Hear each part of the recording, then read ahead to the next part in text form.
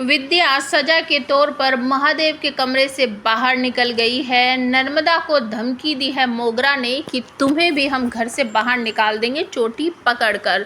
तो सारा परिवार टूट सा गया है, बिखर सा गया है, सभी लोगों की आंखों में आंसू है।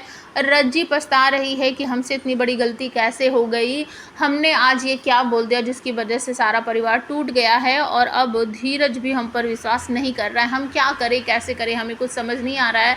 वो एक बार अपने मायके की तरफ देखती है और एक बार अपने घर की तरफ देखती है और खड़ी हुई खूब आंसू बहा रही है। नर्मदा बहुत ज़्यादा नाराज़ है अपने पति केतु पर और कहती है कि हमें तो समझ नहीं आ रहा तुम कैसे हो गई है, तुम्हारा मतलब कि कोई स्टैंड ही नहीं है, तुम भूल गए हो क्या हमारी शादी में किस तरीके से धीरज ने हम दोनों की मदद की, कितनी बार रज्जी ने घर परिवार के लिए मदद की है, किस तरीके से उसने आंसू दादा को जेल से निकाला, किस तरीके से वो अपने भाई के खिलाफ गई, पुलिस कंप्लेंट दर्ज की और धीरज के साथ जाकर वो ही गहने लेकर आई, तब पापा जी को उसने जेल से बाहर निकाला। और शादी वाले दिन भूल गए हो क्या, वो ही तो जाकर हमारे आंसू दादा को बचा कर लाई थी, अगर वो नहीं होती तो इस घर में कितनी सारी मुसीबतें आती हैं। मतलब हम तो चाहे हम उसका साथ कभी नहीं छोड़ेंगे, तुम पता नहीं कैसे हो गए हो, हमें तो समझ ही नहीं आता तुम वही वाले केतु हो जिससे हम प्यार करते थे, जिससे हम शादी करने के लिए मरे जा रहे थे, अपना घर छोड़कर आए थे।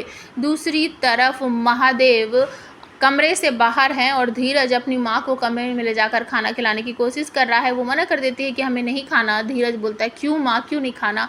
वो रोते हुए कहती है बेटा हमारा मन नहीं कर रहा, हमें नहीं खाना है। वो कहता है माँ आप बिल्कुल भी चिंता मत करो, हम आपके साथ हैं और हम पापा से बात करेंगे। तभी वहाँ पर महादेव आ जाते हैं और वो दोनों खड़े हो जाते हैं। धीरज कहता है बाबा हमें आपसे कुछ बात करनी है। महादेव कहते हैं हमें किसी से कोई बात नहीं करनी और हमें नींद आ रही है। बस वो इतना बोलते हैं तभी वहाँ से धीरज चुपचाप कमरे से बाहर चला जाता है। महादेव अपने बेड की तरफ जाते हुए तकिया उठाते हैं। विद्या उससे बात करने की कोशिश करती है, एक बार हमारी बात सुनिए, एक बार हमारी बात सुनो देव, हमसे एक गलती हो गई है, हमें माफ़ कर दो, एक बार बात तो सुनो हमारी। लेकिन वो कुछ भी नहीं सुनता है, तकिया चादर लेकर कमरे से बाहर जाने लगता है। तो विद्या कहती है देव रुको, हमने गलती की है तो सज़ा हमें मिलेगी, इस वजह से हम ही बाहर जा रहे हैं। तो वो तकिया और चादर लेकर कमरे से बाहर निकल जाती है और ये सब देखकर रज्जी को बहुत बुरा लगता है। महादेव अंदर से कमरा बंद कर लेते हैं और रज्जी ये देखकर भी बुरी तरीके से टूट गई है कि हमारी वजह से पापा जी और विदु माँ का रिश्ता टूट गया है। अब मोगरा जो है वो रात को किचन में पानी लेने आती है और वहाँ रज्जी को धमकाती है। तो रज्जी कहती है हम कुछ भी नहीं भूले हैं और पर्दाफाश हम ही करेंगे, तुम्हारी सारी सच्चाई हम ही परिवार वालों के सामने लाएंगे और उस दिन हम देखेंगे कि कौन तुम्हें इस घर से बाहर जाने से रोकता है। हम अपने परिवार को बहुत अच्छी तरीके से जानते हैं। वो कहती है अच्छा इतनी बकवास कर रही हो, भूल गई हो क्या, अभी अभी तो हमने तुम्हें इस घर से बाहर निकलवाया है।